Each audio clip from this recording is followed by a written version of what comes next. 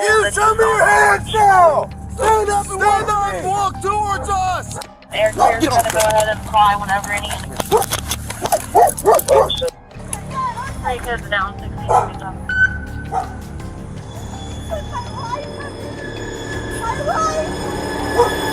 Why would a parent ever think about hurting their own child? How messed up do you have to be to not just think about it, but plan something so awful for months? That's the disturbing story we're diving into. The case of Chad Doberman, a father of 3 who executed his kids for no reason. On an ordinary afternoon, the 15th of June 2023 became a day etched in tragedy in Claremont County, Ohio. It all began when police responded to 2 911 calls from concerned passersby. A terrified girl, wandering alone on the road, approached them. Little did they know, this encounter would lead them to uncover a terrible crime. 911, where's your emergency?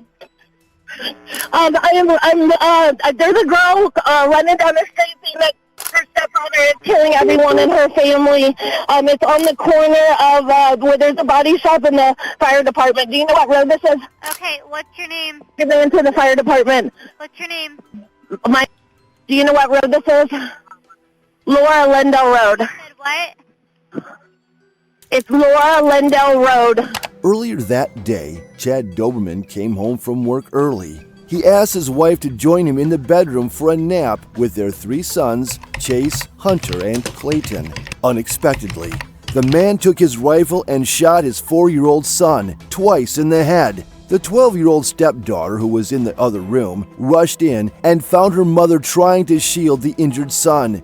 Doberman, in a violent struggle, even bit his wife to reach the boy. In a desperate attempt to stop the tragedy, his wife tried to grab the rifle. Sadly, this led to her being shot in the hand, forcing her to drop her son directly into Doberman's line of fire. Did you say how or what was happening? I asked her to get in the car with me, and she said she couldn't leave her family. While the mom fought to save her little boy, the brave girl told her other brothers to run away. One of them made it 300 feet into a nearby field before his dad shot him from behind. After that, Doberman went after his stepdaughter and her last brother. When he caught up, he tried to shoot them, but luckily his gun didn't work. The stepdaughter managed to escape to the nearby fire department to get help. But I think she ran to the fire department.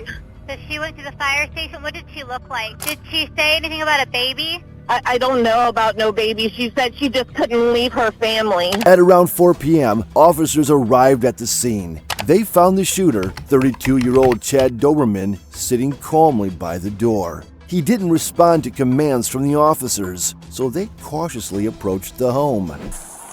Show us your fucking hands now! Stand up! Stand up! Stand up! Stand up now! Stand up! Stand the fuck up! EMS to stage and air clear's going to go ahead and fly whenever any units can arrive. Get your hands out of here. Come for 21. It's in there. When the officers looked inside, they were faced with a scene like something out of a horror movie. On the ground, the mother was screaming next to her children's lifeless bodies, while their father just watched without any emotion. I'm completely sober. Never did 63, we're 21. Get the EMS over here. Doberman's behavior was really strange. He told the officers that he meant no harm, hadn't taken any drugs or alcohol, and insisted he wasn't insane. Oddly, he even kindly warned them about his dog. What are you doing, man? Hey, are you copying all this? Can I roll over? I ain't gonna hurt you. I ain't gonna hurt nobody. You got anything on you? No, I ain't got nothing, man. Phone, that's it. I ain't mad. I ain't nothing. Just make sure that dog don't come out. I don't think he'll bite you. Just don't reach for him and try to grab him and pet him. All right. He won't bite you. His wife's desperate cries, which can be heard throughout the footage from the crime scene. Take it down 60 degrees. Got one. 63, we're 21. Knock Have it off. EMS respond over here. You're clear, they're being advised. 9 shots rang out that afternoon. One of the boys was shot once, while the other 2 were shot 4 times each. Strangely, he didn't try to hurt his wife or stepdaughter. You the only one else inside the house? What? You the only one else inside the house? Yeah. Sit down right here. My daughter, she ran over to the fire department. Sit down. It's my stepdaughter. Put him in the cage. Can you get the wallet out of my back pocket? Shut up, dude. Yeah, the right to remain silent. Can use it. Doberman showed no emotion as he walked past the bodies when the police arrived. He seemed strangely comfortable with the officers arresting him. However, after spending one night in police custody, reality hit him hard. Now visibly distressed, as he's being prepared for court, Doberman refused to wear the jumpsuit provided and resisted as officers tried to put handcuffs on him. There, he would hear the charges against him for the first time, facing both the media and prosecutors. Now, Chad, look at me. Take a deep breath. Take a deep breath. No, I know. Just take a deep breath for me, okay? I'm going to have your public defender come back and talk to you, okay? And then we're going to go out and we're going to do your hearing. Can you hear me? Do you need a second? Take a deep Doberman, once brave, now looks terrified and is struggling to hold back his panic. After regaining control of his emotions, an officer explains the initial hearing process. He is cautioned about the media and advised to focus on the judge during the proceedings. Use media out there, okay? When you walk out, you'll see a piece of black tape on the floor. All I need from you is to stand on that piece of black tape, face the judge only, and just listen. They'll say that you have the right to remain silent, and I advise you to use that, okay? Because everything in there is recorded. So I want you, again, just to stand there, look at the judge only. Don't turn to the media, don't turn to anybody in the audience that you may know. Listen to the judge and let your public defender do the talking for you, okay? Do you have any questions for us? It's evident that Doberman is having a hard time focusing. He might even be going through a moment of dissociation, a defense mechanism in which the mind emotionally detaches from its surroundings as a response to intense feelings of stress or trauma.